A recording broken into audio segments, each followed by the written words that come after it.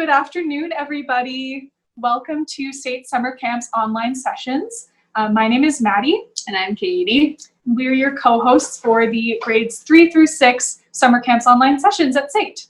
Yeah, so just so you know, we will be recording, if you haven't been here before, we'll be recording this session and we'll be putting it on our YouTube channel. And we unfortunately can't see you or hear you, but we do have a chat and a Q&A in the bottom. So if you do have any questions or anything to say to us, then you can just put it in the chat. And I'll be there in the background. So Maddie's going to be doing the experiment today. And, oh, my sheet of paper just fell off. And I'll be just answering questions in the background. So feel free to talk to me back there. And then Maddie's going to talk a little bit about menti.com, which is a presentation thing that we'll be using. Yeah, exactly. Thanks, Katie. So welcome if you haven't been here before with us. Welcome. We're very, very happy to have you. And if you have been to one of our presentations or more than one in the past, welcome back. We're also thrilled to have you back. So I'm going to share my screen again to go to the Menti website, and I'll describe how you can log on if you would like to follow along and do some interactive questions and such. So let me just share my screen. Okay, so here we are again at the Menti screen. So this will be the first portion of our presentation where we go over some fun information, talk about some fun stories about the sky, as well. I'll ask you some questions. So if you'd like to be able to answer those, then what you'll have to do is go to www.menti.com, as you can see at the top of the screen, and then there will be a little section to type in a code. So today it's these 5 numbers, so no spaces, just the numbers, 48463, and you'll press submit. And as you can see at the bottom here, people are clicking the heart that they find when they submit the number. So that tells us that this many people have joined menti.com successfully. And throughout the entire presentation, if you are having trouble with anything, have any questions or comments, we'd love to hear from you. We definitely value your questions and your input. So Katie will be on another computer answering those at the bottom of the Zoom screen. There's the Q&A box and the chat box, so you can message us that way. So it looks like most of you have accessed Menti. I'll wait maybe 30 seconds or so to a minute, and then we'll get started on the presentation and do the activity in the second half. And do you want to just show them the split screen too? Just oh yeah, absolutely. So thanks, Katie. I just changed my screen here because if you're wondering how to make it work with both Zoom and Menti, some people will use a smartphone and go to menti.com on that. But if you would prefer not to do that or don't have access to a smartphone, you can always shrink your screens, your windows, so that they are side by side. So like over here on the left, a previous presentation we did on Zoom, so you can see what we're doing. And you can also see what you're doing and input answers on the right. So that's an option if you would like to split the screen that way.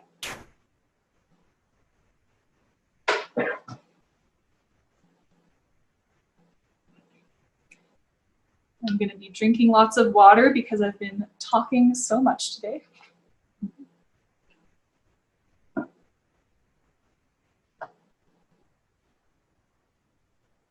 Do we have any initial questions, Katie? No, it doesn't look like it.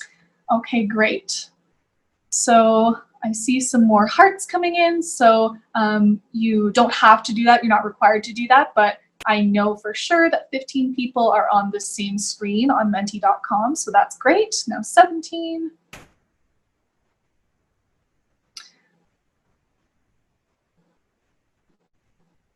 Okay, so I'm going to assume that almost all of us are ready to go, and I'm going to get started.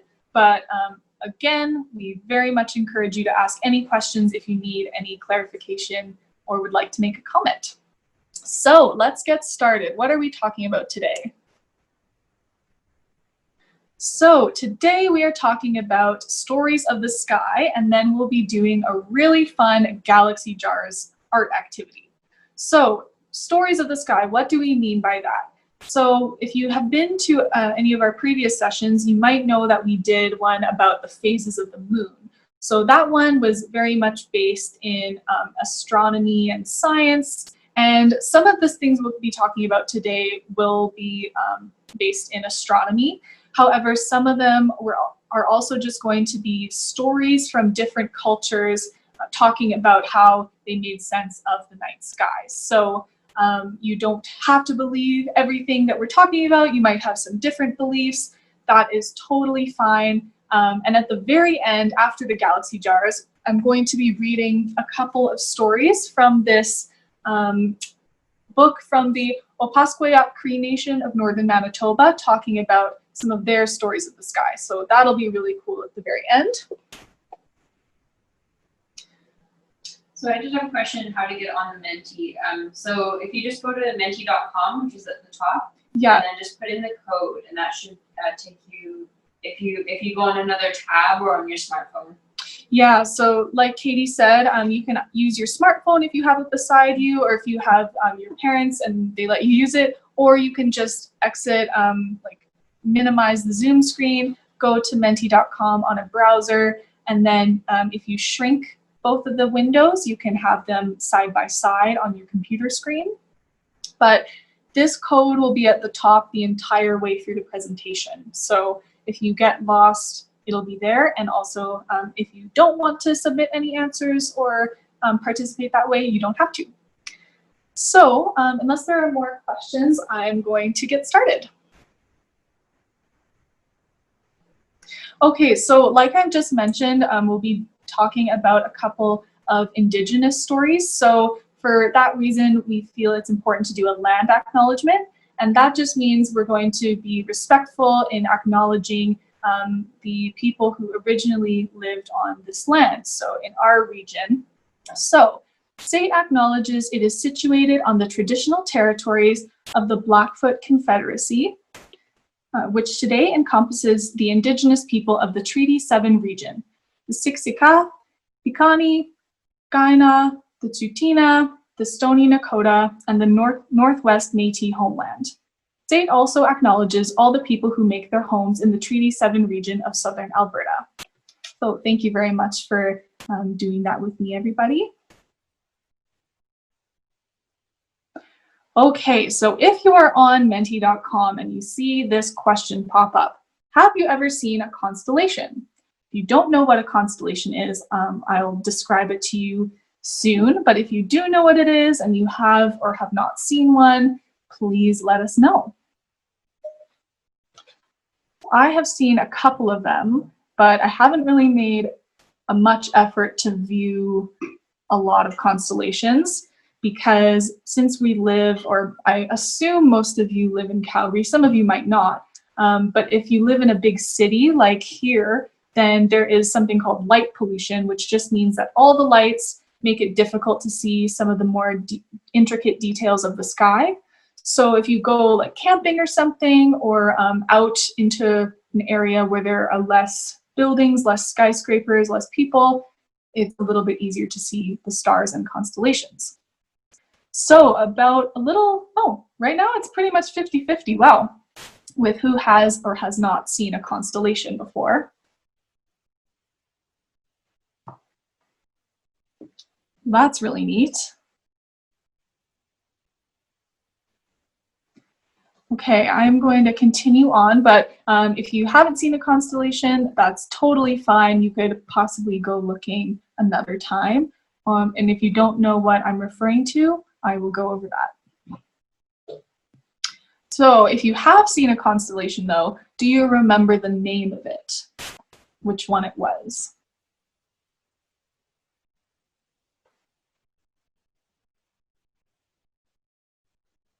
Nope, that's totally fine. Some of them have kind of complicated names. Haven't seen a constellation, that's no problem. Okay, so the Big Dipper, the Small Dipper, also called the Little Dipper. So we have a few answers for the Big Dipper. The answers that are most common are going to be biggest in this little word cloud. So most of you don't remember, and a few of you have seen the Big Dipper. So that is a pretty common pattern of stars. Okay, Sagittarius. Cool. Someone says Bob. Kevin. Is there one called Buck Kevin? I don't know if those are true, but you might have named your own constellation, which is fun. Six sisters in one. Oh, neat. Okay. Oh, yeah. So there are lots that I am not aware of by any means. So a lot of you might know some that Katie and myself do not. So, okay, let's go over now what a constellation is. So a constellation is a group of stars that forms a particular shape in the sky and has been given a name. So somebody in a long time ago probably chose a certain pattern, kind of like connect the dots to make an image that maybe it resembled some type of animal or a person or somebody doing something in particular, and named it that. So it's kind of a way to keep track of certain stars. There are currently 88 constellations that are officially recognized by the International Astronomical Union. So that's the kind of biggest astronomy union that is international, like it says, so multiple countries. I noticed, by the way, that Yusuf raised their hand, and unfortunately, if you raise your hand on Zoom, we can't allow you to speak. So if you have a question, please put it in the chat. We'd love to know. So a lot of you, Question from sure. Yusuf. So Yusuf asks, why do people need to name stars or make names for them? That's a really good question. So a lot of the constellations were named thousands of years ago, quite a few of them by ancient Greek societies.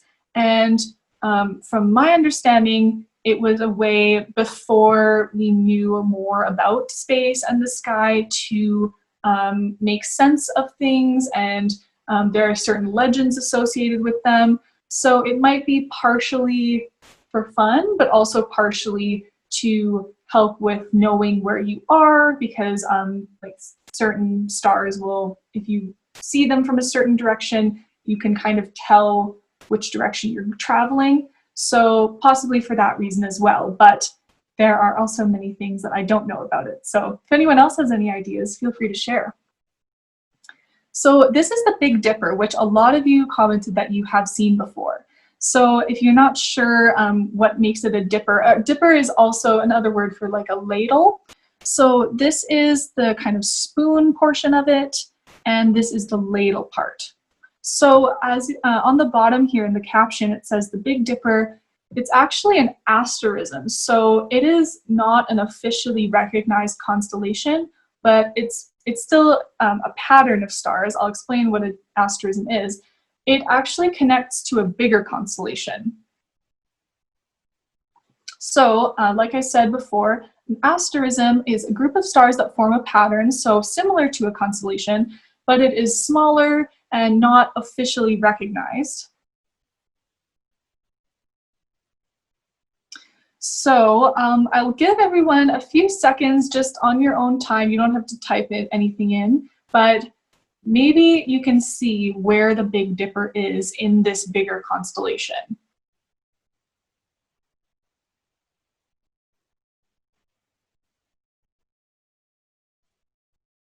So as you might have been able to see, the Big Dipper portion of this constellation called Ursa Major, which means the Big Bear, is on the end over here. So the Big Dipper is a portion of this big constellation Ursa Major. And I know it kind of doesn't really look like a bear. So the way that the bear is situated in this constellation is, this is the head. This is the front leg or front legs, the back legs. And then this portion is kind of like a stretched out tail. And there's actually a myth about why the tail might be stretched out that we'll be talking about a little bit later. But this is Ursa Major. So a very, very large constellation, as you can see.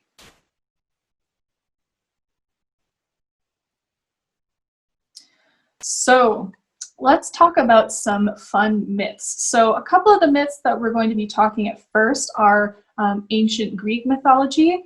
It's really important to note that while that might be really popular mythology, the ancient Greeks were not the only ones who looked at the stars. So lots of other cultures and societies were very familiar with the night sky. Like I said before, we'll be going over some indigenous stories of the sky. So Greeks are not the only ones, but they have some really fun kind of dramatic stories.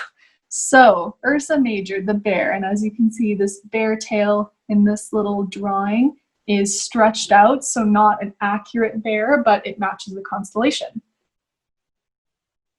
So in ancient Greek mythology, Zeus was the god of the sky and heavens. You might have heard of Zeus before. According to the myth, Ursa Major was once a beautiful woman named Callisto.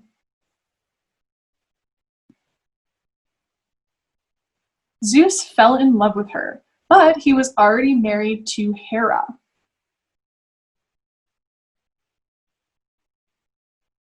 Hera became very jealous.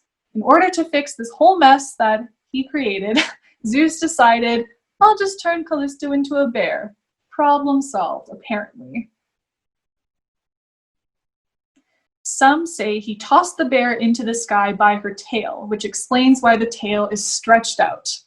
I personally feel kind of sorry for that bear. Now she's stuck up in the sky, but again, this is just a story, so you can believe it or not.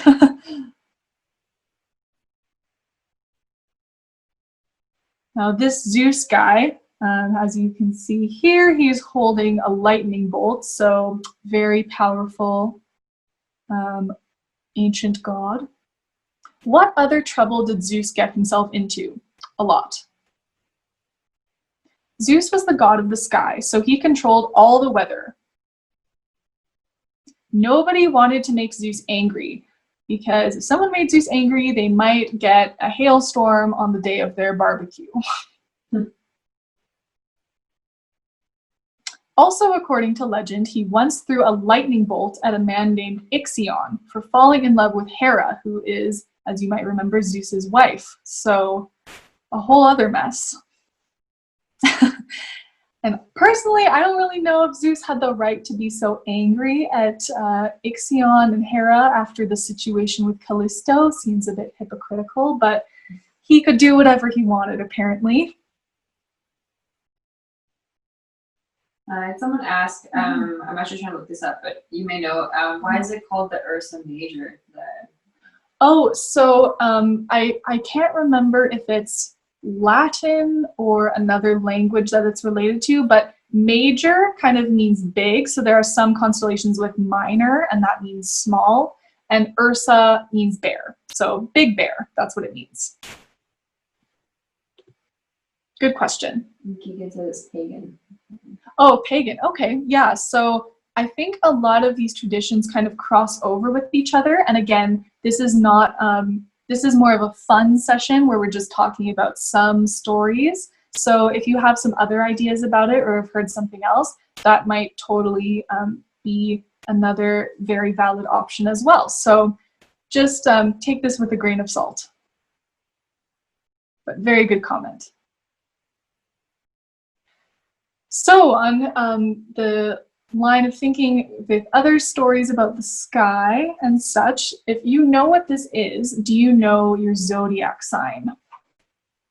Now, zodiac signs, there's history in ancient Chinese society as well as ancient Greek society. So you might know one or the other or both. Okay, so someone said Leo, Cancer, Kevin. So that's a new one. Don't remember. What's that? Okay, so I will talk about it if you don't know what that is. Virgo, Capricorn.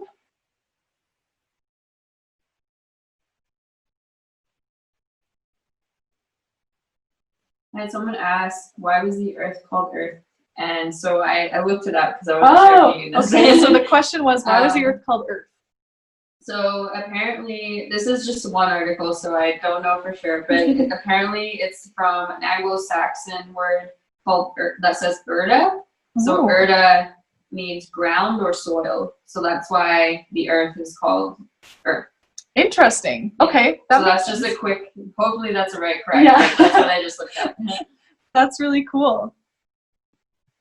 So we love the questions. Thank you. Yeah. So if you don't know your zodiac sign or don't know what I'm talking about, this is one of the zodiac traditions. So you might have heard some of these words before, you might have not, but some people believe in something called astrology, where there are different signs, and all of these are actually related to constellations that are officially recognized. But some people think that if you're born between these certain times in the year, that you are kind of associated with a certain sign, which is one of these names. But this zodiac tradition is related to constellations. And someone pointed out in our last session that Sagittarius is spelled wrong here, and it is, so apologize for that. Okay, so zodiac in ancient Greek astronomy. So the zodiac means a circle of animals. So if you think of the word zoo, that's kind of at the beginning of the word zodiac. And almost all of those 12 signs are animals, except for one. So there are 12 zodiac constellations. Historically, the sun's path of light, when it traveled around, the Earth orbits the sun, but the sun appeared to shine light on one of these constellations, then it would move on to the next and to the next over the course of a year until it reached all 12. Then the circle would start over after the year is done and would go into a new year. Yusuf asked who named the zodiac signs. I think for these ones, it might have been ancient Greeks, but I'm actually not totally sure. So there's a lot of history in these types of myths, and I definitely don't know all of them. So I apologize for that, but some of you might know who named them. So here's an example of what one of the constellations looks like, and I picked this one because technically in the astrology sense, my sign is Taurus. My birthday is at the end of April. So this is what the Taurus constellation looks like, and apparently it's a bull. So if any of you can see where it might look like a bull, then you'll be ahead of me because I don't know. Maybe these are the bull's horns, but I'm not totally sure. Some of these constellations are like very, very loose interpretations. Ashton's asking whenever our birthday is. When's your birthday, Maddie? Oh, so my birthday is April 27th. And Katie? October 7th, mine. Katie's October 7th. So Katie is a Libra in this tradition. So this is her constellation. And this is the one of the 12 Greek zodiacs that is not an animal, actually. It's called the balance, or like scales. So kind of weights like this. And it's supposed to be harmonious and like bring balance. So that's really interesting. But if you want to know what yours is, you can look up your birthday and look up the constellation associated with it. So very, very brief history of the zodiac. The zodiac constellations were named as a way for ancient societies to make sense of the world and the sky. Both Greek and Chinese societies had zodiac signs related to either the month or the year that you were born. So somebody said in our last session that, for example, 2009 in the Chinese zodiac tradition is, was it the year of the pig that they said? I think it was. It was the ox is 2009. So the pig was wrong. Oh, okay. So we looked it up, and ox is the one. The ox is if you're born in 2009, that's the year of the ox. So you can also look that up for a different tradition. So some say these signs are a way to make sense of your personality traits. So some think like, oh, if I'm a Taurus, then that means I'm kind of like this. But some people don't believe that, and there are, you know, some contradictions, of course, so you can always look into it yourself if that interests you. All right, so the extra fun part, let's get ready to make our galaxy jars. So I hope everyone's excited. This is a really fun activity. So you should have gotten a supply list in the email that we sent out, either you or your parent or guardian. So you'll need cotton balls, a jar, some paint, colors, cups for mixing, etc. I am going to turn off my video here and set up the other camera angle, but if you, we'll go over all the supply list together. So I'll just be a moment.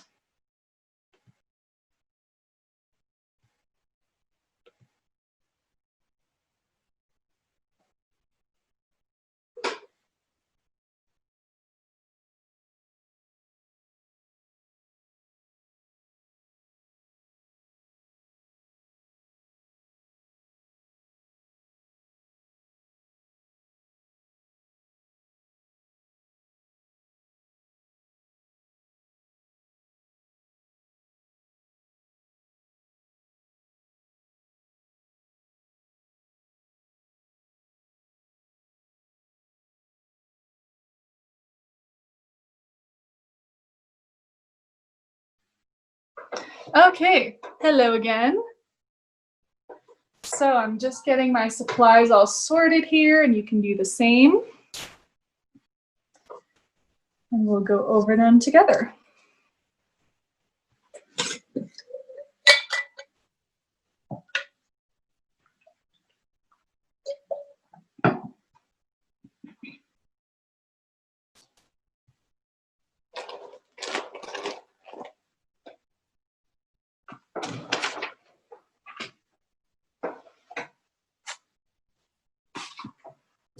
Okay, so I'm going to list out all the supplies that you'll need, and then afterwards you can let us know whether you have them already. So here I have a glass jar. This is the size I'm using. If you have a different size, smaller or larger, that's totally fine. You might just need to adjust the amounts, and we're not going to be using any specific measurements because everyone will probably have different sizes. So I'll show you how to go about it with any size that you have. Mine has glitter already in it because I'm reusing the same one as last time and I just didn't want to rinse out all the glitter. So on that note, I personally really like glitter, so I'm going to add some glitter, but if you don't like it or don't have it, it is optional. Then in the supply list, we suggested 3 to 4 colors of paint. So I have 3 colors, purple, blue, and black, but it also looks awesome with really any colors you like green, orange, pink, white looks really cool too, gold if you have it. So it definitely does not have to be these 3 colors. And if you have a 4th one, that's really cool too. I also have little cups here for mixing because we're going to be diluting the paint with water.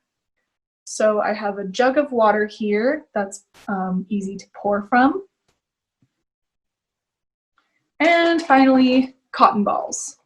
So these are going to kind of absorb the water and help create our layers in the galaxy jar. So if you have a moment, if you could please put yes or no in the chat and let us know whether you have all the supplies ready to go, then we'll get started shortly.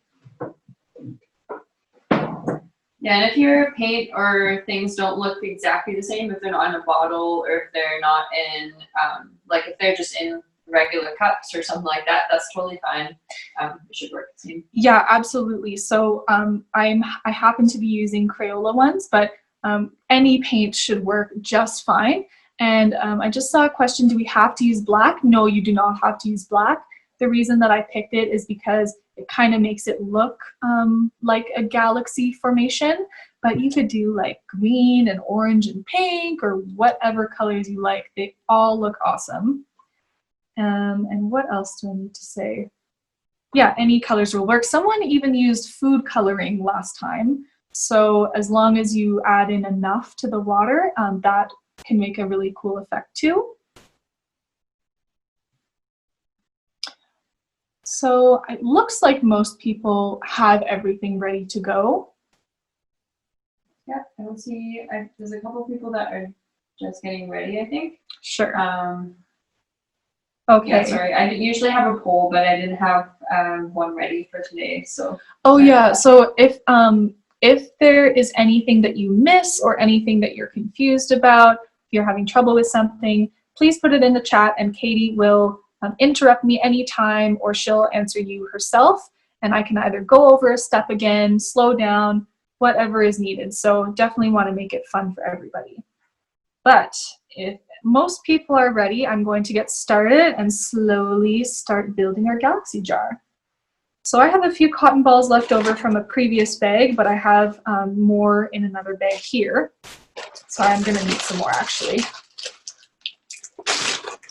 Keep this bag open. So you will need a few more cotton balls than you might realize, because right now they have a lot of like air in them and they squish down a lot. So we're going to add water on top of them, which will make them shrink. So what I'm doing here is I'm sort of stretching out the cotton balls so that they are a little bit, they look a bit like clouds. And I know some people really don't like the feeling of touching cotton very much. And if you don't like that, then you can just plop them in. That's totally fine. But if you don't mind, then this gives a pretty cool effect and allows it to sort of sit nicely throughout the jar. So depending on the size jar you have, you will need to add a different number of cotton balls. But what I'm going to do for my first layer out of 3, I'm doing 3 layers. You can do 4 or however many. I'm going to fill up the jar with about halfway with cotton balls because, like I said, it'll shrink a lot when we put our first layer of water in. There's really nothing you can do wrong in this. The only thing that can cause some problems is if you pour way too much water in at once. So I'll go over that again in our next step, but just kind of do a little bit at a time. You can always add more. It's harder to take away. Just like when you're adding salt to food. You start with a little bit and then add more. Okay, so I think that's a couple too many. Anyway, there we go. There's my first layer of cotton balls. And now I'm going to move on to my first color that I'm going to put in. Mustafa asked, should I press them down? Good question. So you do not have to press them down, because when we pour the water on top, that's going to do it for us. So they can just be sitting kind of loosely like this, and you'll see what happens. So the jar is just beside me. I've got a little cup and a spoon, and I'm going to start mixing. So my first color that I want to put on the bottom is this purple color. So any color that you want to put on the bottom, you do that. And I have a towel here because I'm very clumsy. Sometimes I spill things. So just be a little bit careful with the paint situation and the glitter. I already have glitter on my hands. So it can kind of get everywhere, but if you have something underneath the jars, that'll be helpful. So with my paint color here, you might have to adjust this as you go, but I'm just going to put like a small amount. Sorry, there's already some water in here because I'm reusing these cups, but just a little bit of paint at the bottom. And then adding a little bit of water. So I'm starting with about this much water. Again, the measurements don't really matter, but you can just start slow and work your way up slowly. Now, the consistency of the water should still be pretty liquidy. So if you add like a lot of paint, it'll become really thick, and that can be okay too, but I personally want to be able to see the texture of some of these cotton balls. which is why I only added a little bit of paint to start, but it's still this really beautiful purple color. So does anybody have any questions before I do the next step? I don't have anyone yet, but if anyone has any questions, feel free to put in the chat. Sure. So I'm going nice and slowly so that hopefully everyone is on the same page. The next thing I'm going to do is optional, but if you have glitter and would like to use it, then you can take some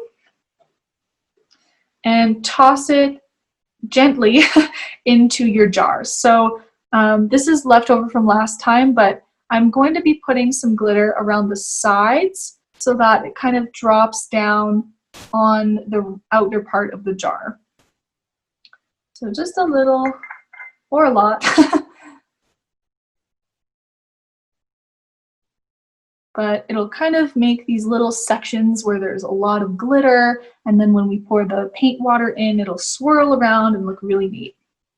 So closing this up so it does not get absolutely everywhere.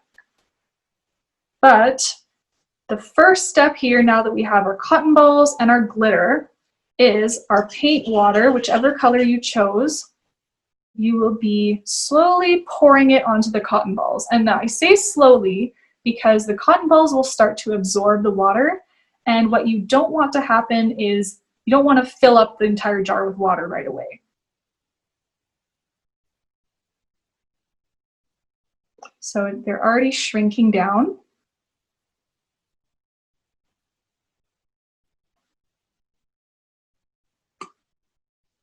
And so I was pretty, I didn't put too much water in to start, but I'm going to mix up a little more paint and a little more water because some of my cotton balls aren't covered.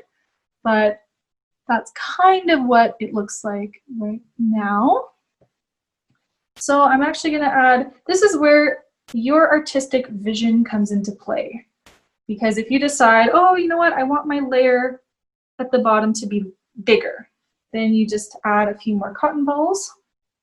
And if you did pour in a lot of water and there's kind of like water pooling at the top, then just add more cotton balls as well so that it absorbs a little bit more. So what you'll want is, once I've put in more purple on top of here, I'll just be able to see the cotton balls and not like a pool of water. So a little more paint in here.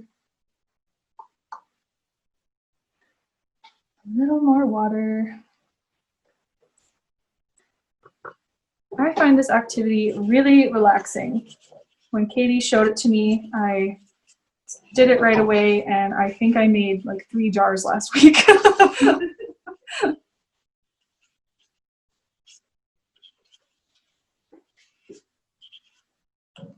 Okay, so I'm adding a little bit more.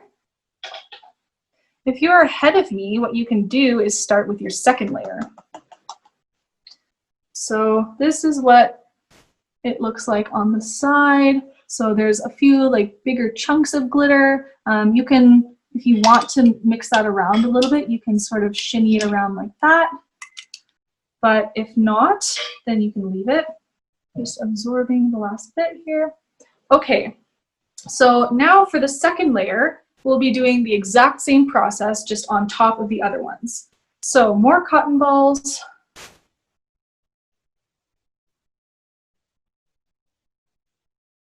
I hope everyone is starting to see the fun color combinations that they could do.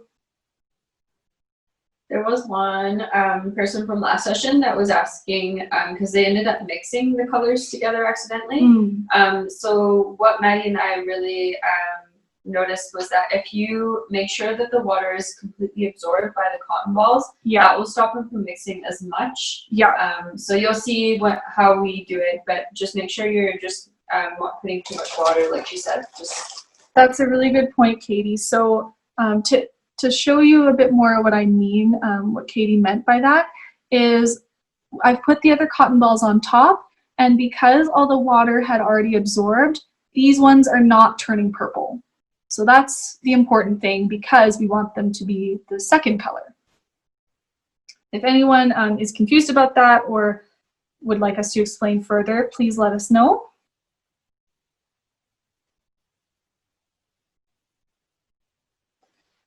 So for this second layer, I've layered it to like about an inch from the top because again, this layer is going to shrink down. So let's see. I think I'm going to add black to the middle. So again, please use whatever color you would like. Now I'm gonna add a little bit more of the black just because I like the black layer to look really nice and deep. But you can do whatever concentration you want. Oh, and I'm putting the lid back on my purple. I am done with that one. So second cup, more paint in there, and about the same amount of water. Mixing that around. This activity is really cool because, well, some of you might be really, really great artists, like drawing and painting, different stuff like that, but I'm not really very skilled in a lot of art techniques, so this is a fun way to do some art and be creative without having to be knowledgeable about different techniques.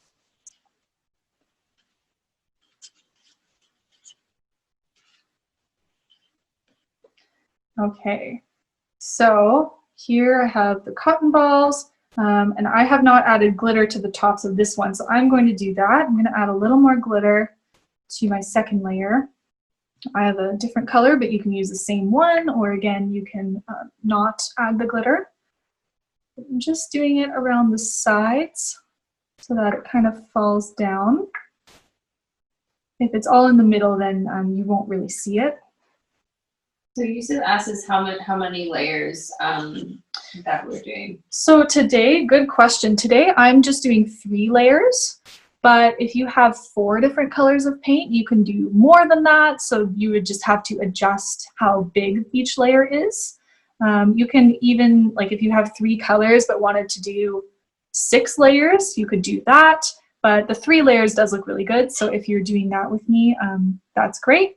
But if you have more room in your jar, you could add a lot more layers. So it's totally up to you. Thank you for asking. So here's my black paint water. Looks delicious. No, please don't drink it. And I'm going to slowly pour it in again. So the cotton balls will start to absorb it. Look at that.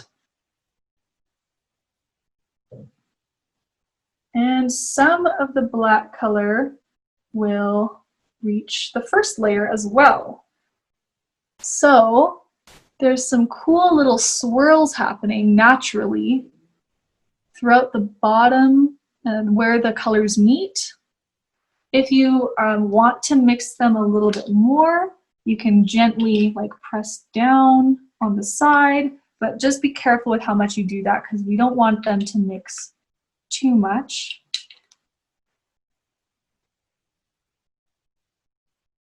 Well, and I put like a ton of glitter in mine, Yeah, so cool. but I really like the glitter effect.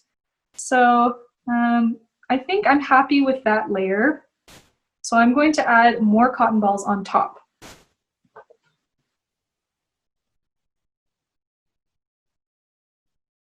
I hope everyone is enjoying this. The very first time I did this activity, I wasn't happy with it because I didn't like the colors I picked. And I think I made the paint layers too opaque, so meaning I couldn't see any of the cotton ball texture. So the fun thing is you can easily do this again as long as you have enough supplies and another jar.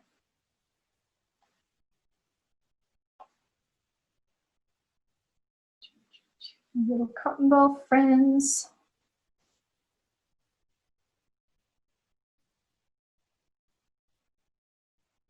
So for me, I'm going to make this my last layer. Again, you do not have to do that if you want to make more layers, but I'm gonna add enough so that they're kind of poking over the top, because when they shrink, it'll come down. This also always reminds me of like cake with frosting on it. but it's not edible. I think the glitter would be kind of weird on your tongue. Oh yeah, that would get stuck in your teeth. Dentist would be like, what is going on in that mouth? Just having a party. Okay, so that's probably enough for the top. Don't need all of these over here. So my final color is this pretty sky robin's egg blue color, light blue. But I've done this with orange, I've done it with pink, green, white. So just a little bit in there. And I'll see how the color looks when I mix it.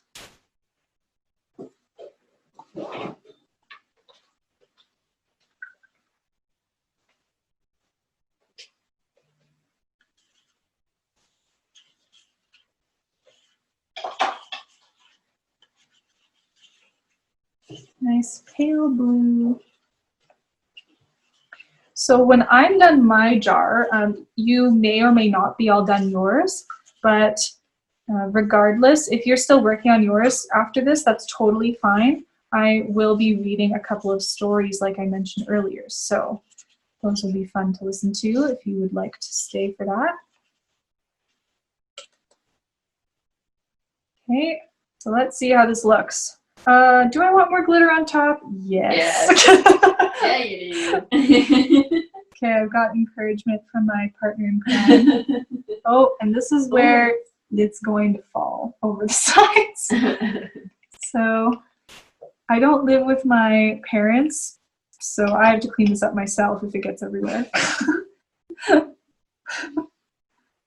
But even though you probably do live with your parents or a guardian, you might be told to clean it up by yourself anyway. So here's my blue water, and let's see what happens. Oh, some of it's getting in the jar. That's great. Woo! So I'm going to use my little spoon to kind of help get all those cotton balls saturated. And saturated just means filled with water, I guess.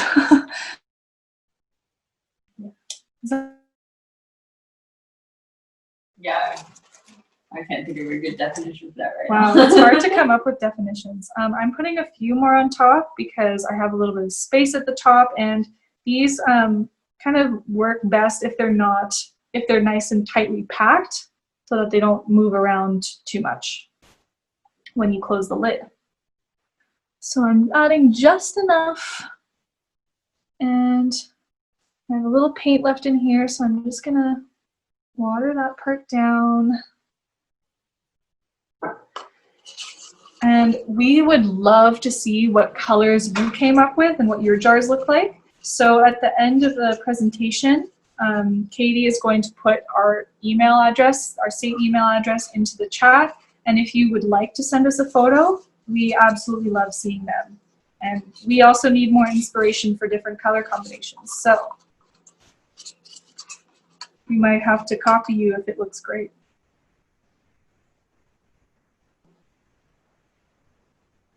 Okay, I think it's on how I need it to go.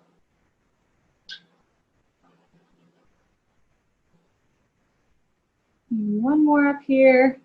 Okay, so I have filled my entire jar, so I'm going to put the lid on and show you what it looks like from the side.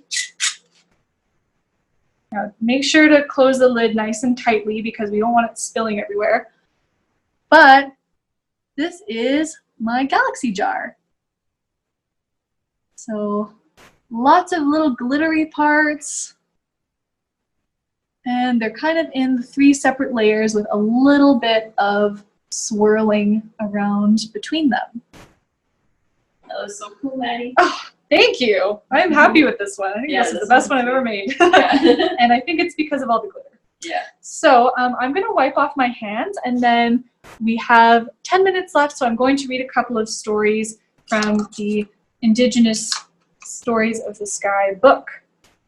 So I'll be right back. But if you're still working on yours, you can definitely do that because you'll just have to listen. I want to tell you a story too. I made LC drives with an after-school program that I work with, and I made them, like, I think I kept it for about 5 years, and it had tempera paint in it, and that tempera paint it has eggs, and so I opened it up when after 5 years of having it inside, and it ended up smelling really, really gross. Oh, no. Surprisingly, it didn't mold. Maybe because it's in a jar, it was a little more preserved. But yeah, it wasn't the best smelling thing. So I mean, it does last. I can tell you that, and it didn't smell outside the jar, so that's good. That is really funny. So yeah, I guess it's up to you how long you want to keep this. It'll last just fine in the jar if you want to keep it for a really long time. But if you do want to get rid of what's inside and reuse the jar for something else, then we would suggest also, besides maybe preparing yourself for the smell, depending on the paint, dump it in the garbage instead of down the sink, because if you have glitter in it, then the liquid mixed with the glitter is not very good for the waterways. So that's the only thing. But let's start with a couple of stories. So again, you can just listen to this book, and if you are still working on your jar, go for it. So this is the book. It is called, I apologize if I'm not pronouncing everything correctly, but Tipiskawi Kisik, Night Sky Star Stories. And the person who wrote this book is named Wilfred Buck from the Opaskwayak Cree Nation of northern Manitoba. So Indigenous peoples are very knowledgeable about the sky as well and have a lot of history with being able to travel the land successfully. So we felt it was really important to include. So this first story is called Kiwitin Going Home Star. So Kiwitin Going Home Star is commonly known as the North Star and is also technically known as Polaris. It has also been called the Standing Still Star and is situated near the northern axis of our Earth. For Innu people, this star represents the north, as well as the north wind. As people who lived in a natural environment, keen observation was imperative, meaning very important, to the Innu's survival. And because of their skills, they noticed Kiwitin, the North Star, remained stationary, which means still, in the northern sky. This star served as a night guide for those seeking direction. One of the first understandings given to our young people was how to find and use Kiwitin as a natural compass. First, it was said to look for an easily identifiable group of stars in the skies of our North Hemisphere, the Big Dipper, or Mista Musqua, and then to look for two stars in the bear's hindquarters, so the bear that we talked about. If lined up, they pointed to Kiwitin, the North Star. So if you are looking at the screen, you can see the Big Dipper here, and this is the North Star, or Kiwitin. So that's pretty cool. If you can situate this star and the Big Dipper, then you can know where you're going.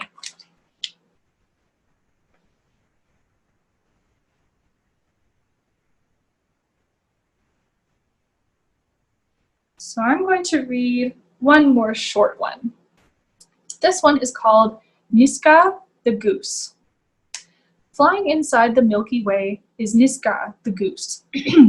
Excuse me. The path the goose flies is called Niska Miskino, the geese's path. The mythology of this constellation goes like this. While geese, the migratory birds, so you might know what migration is when a birds fly south for the winter.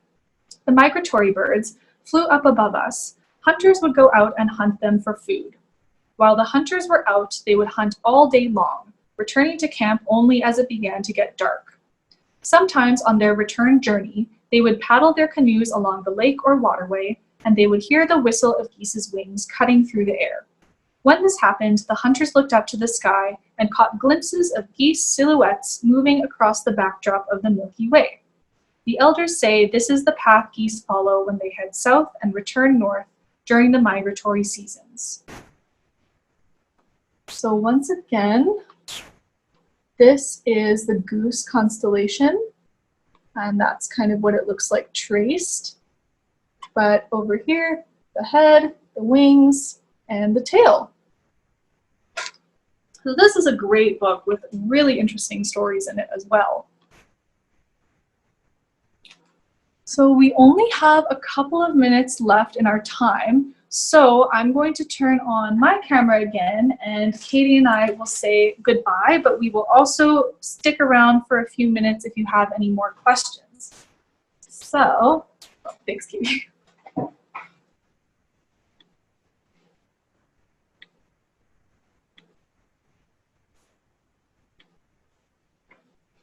Hello. Hello.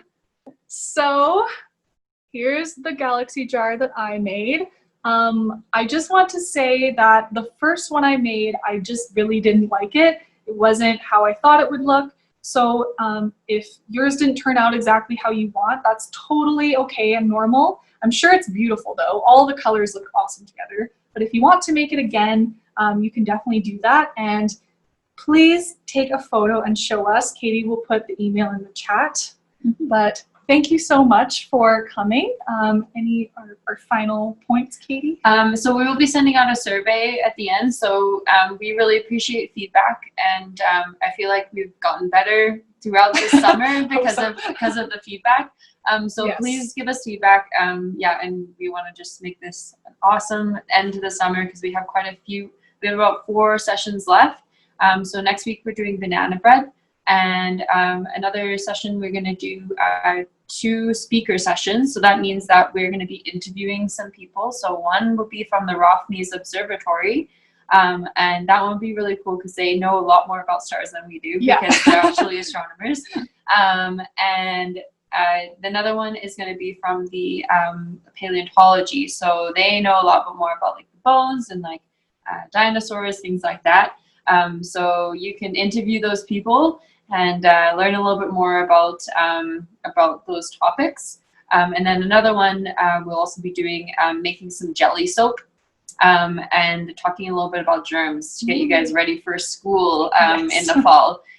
Because I know COVID is a really weird time right now. So, but yeah, so I'll be there doing this presentation for banana bread next week. So Nadia will be in the background, but we're happy you joined us today, and I hope your galaxy jars turned out the way I hoped. And if not, then we'll you can try again and do that for next time. Thank you so much. So someone just asked where the survey is. We will be sending it to the email that was used to register you for this session. So you'll get that this afternoon. And did you put the email in the chat? Yeah, okay. So I put the email and the YouTube playlist link. So if you wanted to watch this again, or if you wanted to watch the other sessions, there's a couple sessions that are for younger kids, and there's a couple sessions for older kids.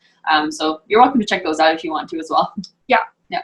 So we'll turn off our camera here, but we'll stick around. If anyone is ready to go, goodbye. Thank you so much for coming. This was super fun, and we hope to see you again for another session. Yeah. Thanks for joining, everyone. Bye.